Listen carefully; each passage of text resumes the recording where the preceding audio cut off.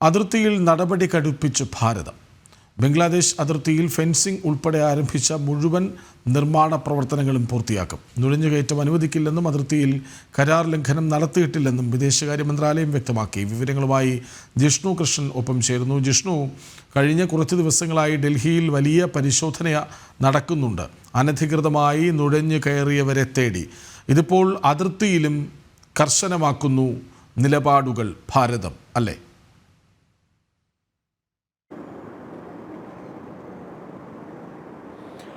കൃഷ്ണാജ്, കഴിഞ്ഞ ഓഗസ്റ്റ് മാസം മുതൽ ബംഗ്ലാദേശിൽ വലിയ കലാപങ്ങൾ സർക്കാരിനെതിരെയും ഒപ്പം അവിടെ ന്യൂനപക്ഷങ്ങൾക്കെതിരെയും നടക്കുന്ന പശ്ചാത്തലത്തിൽ ഭാരതത്തിലേക്ക് നുഴഞ്ഞുകയറ്റം വർദ്ധിക്കാൻ സാധ്യതയുണ്ട് എന്ന റിപ്പോർട്ടുകൾ രഹസ്യാന്വേഷണ വിഭാഗങ്ങൾ നൽകിയിരുന്നു. ആ സമയം മുതൽ തന്നെ കർശനമായ നിരീക്ഷണവും ഒപ്പം സുരക്ഷാ ക്രമീകരണങ്ങളും ബംഗ്ലാദേശ് അതിർത്തി മേഖലകളിലെല്ലാം തന്നെ സുരക്ഷാ സൈന്യം സ്വീകരിച്ചു വരികയാണ്. അതിന്റെ ഭാഗമായി തന്നെ പ്രത്യേക ക്രമീകരണങ്ങൾ അതിർത്തിയിൽ ഒരുക്കുന്നുണ്ട്. അത് ബംഗ്ലാദേശ് അതിർത്തി എന്നുള്ളത് മാത്രമല്ല, ജമ്മു കാശ്മീർ ഉൾപ്പെടെ ഭാരതത്തിന്റെ എല്ലാ അതിർത്തികളിലും 1 ഇഞ്ച് ഭൂമി പോലും വിട്ടു നൽകാതെ കൃത്യമായി സംരക്ഷിക്കുക എന്ന നയത്തിന്റെ ഭാഗമായി വളരെ കൃത്യമായി ഫെൻസിങ്ങും മറ്റും സുരക്ഷാ ക്രമീകരണങ്ങളും നിർമ്മാണ പ്രവർത്തനങ്ങളും അതിർത്തി മേഖലകളിൽ ഭാരതം നടത്തിവരികയാണ്. അതിന്റെ ഭാഗമായി ആ നയത്തിന്റെ ഭാഗമായി പ്രത്യേകിച്ച് നിലവിൽ ബംഗ്ലാദേശിലെ കലാപകലുഷിതമായ അന്തരീക്ഷം കൂടി കണക്കിലെടുത്ത് ബംഗ്ലാദേശ് അതിർത്തി മേഖലകളിൽ ഫെൻസിങ്ങും ഒപ്പം BSF ഔട്ട് പോസ്റ്റുകളും അടിസ്ഥാന സൗകര്യ വികസനവും ഭാരതം നടത്തിവരികയാണ്.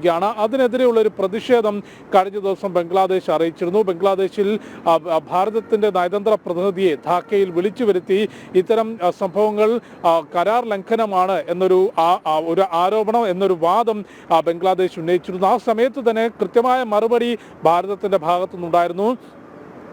ഡൽഹിയിൽ ബംഗ്ലാദേശ് ഹൈക്കമ്മീഷണറെ വിദേശകാര്യ മന്ത്രാലയത്തിൽ വിളിച്ചു വരുത്തിക്കൊണ്ട് ഈ വിഷയത്തിൽ കൃത്യമായ വിശദീകരണം വിദേശകാര്യ മന്ത്രാലയം നൽകി. അതിന് പുറകെയാണ് ഇന്നലെ വൈകിട്ട് വീണ്ടും ബംഗ്ലാദേശ് ആക്ടിംഗ് ഹൈക്കമ്മീഷണർ നൂറുൽ ഇസ്ലാമിനെ ഡൽഹിയിൽ വിദേശകാര്യ മന്ത്രാലയത്തിലേക്ക് വിളിച്ചു വരുത്തുകയും കൃത്യമായിട്ടുള്ള നിലപാട്, ഭാരതത്തിന്റെ നിലപാട് അറിയിക്കുകയും ചെയ്തിട്ടുള്ളത്. അതിർത്തി മേഖലയിൽ ഭാരതത്തിന്റെ ഭൂപ്രദേശത്താണ് ഇത്തരത്തിൽ ഫെൻസിംഗ് ഉൾപ്പെടെയുള്ള നിർമ്മാണ പ്രവർത്തനങ്ങൾ നടത്തുന്നത്. തുടങ്ങി വെച്ച എല്ലാ നിർമ്മാണ പ്രവർത്തനങ്ങളും അതിർത്തിയിൽ പൂർത്തിയാക്കും. യാതൊരു തരത്തിലും കരാർ ലംഘനമോ ഇരു രാജ്യങ്ങളും തമ്മിലുള്ള നയതന്ത്ര ബന്ധത്തിന് കോട്ടം തട്ടുന്ന പ്രവർത്തനങ്ങളോ രാജ്യത്തിന്റെ ഭാഗത്തുനിന്നുണ്ടാകില്ല. പക്ഷേ നുഴഞ്ഞുകയറ്റം അനുവദിക്കില്ല എന്നും ഫെൻസിങ്ങും നിലവിൽ തുടങ്ങി വെച്ചിട്ടുള്ള നിർമ്മാണ പ്രവർത്തനങ്ങളും അതിർത്തിയിൽ പൂർത്തിയാക്കും എന്ന നിലപാടാണ് ഭാരതം അറിയിച്ചിട്ടുള്ള. അത്തരം പ്രവർത്തനങ്ങൾ അതിർത്തിയിൽ മുൻപോട്ട് പോകുന്നു. ഒപ്പം കൃഷ്ണരാജ് ചൂണ്ടിക്കാട്ടിയതുപോലെ ഡൽഹി ഉൾപ്പെടെ രാജ്യത്തിന്റെ വിവിധ ഭാഗങ്ങളിൽ സുരക്ഷാ ഏജൻസികൾ അനധികൃത ബംഗ്ലാദേശി കുടിയേറ്റക്കാരെ കണ്ടെത്തുന്നതിനുള്ള പ്രത്യേക പരിശോധന നടത്തിവരികയാണ്. ഈ പരിശോധനയിൽ പിടികൂടുന്നവരെല്ലാം തന്നെ കേന്ദ്ര ആഭ്യന്തര മന്ത്രാലയവുമായി ബന്ധപ്പെട്ടുകൊണ്ട് നാടുകടത്തൽ നടപടി, ബംഗ്ലാദേശിലേക്ക് തിരിച്ചയക്കൽ നടപടി സ്വീകരിക്കുകയാണ്. ഡൽഹിയിൽ നിന്ന് മാത്രം 100-ലധികം ബംഗ്ലാദേശി അനധികൃത കുടിയേറ്റക്കാരെ ഇതിനോടകം ബംഗ്ലാദേശിലേക്ക് തിരിച്ചയച്ചിട്ടുണ്ട്.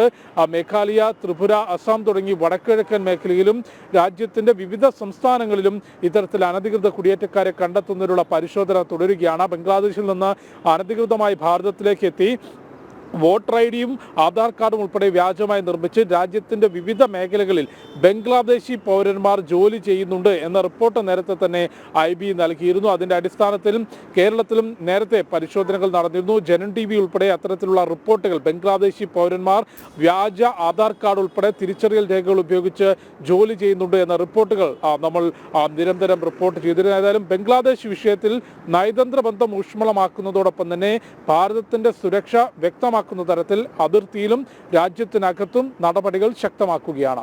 ശരി, ബംഗ്ലാദേശ് അതിർത്തിയിൽ നടപടി ഘടിപ്പിക്കുകയാണ് ഭാരതം. ഫെൻസിംഗ് ഉൾപ്പെടെ എല്ലാ നിർമ്മാണ പ്രവർത്തനങ്ങളും പൂർത്തിയാക്കാൻ തന്നെയാണ് തീരുമാനം. നുഴഞ്ഞുകയറ്റം അനുവദിക്കില്ല എന്ന് ആവർത്തിക്കുന്നു വിദേശകാര്യ മന്ത്രാലയം.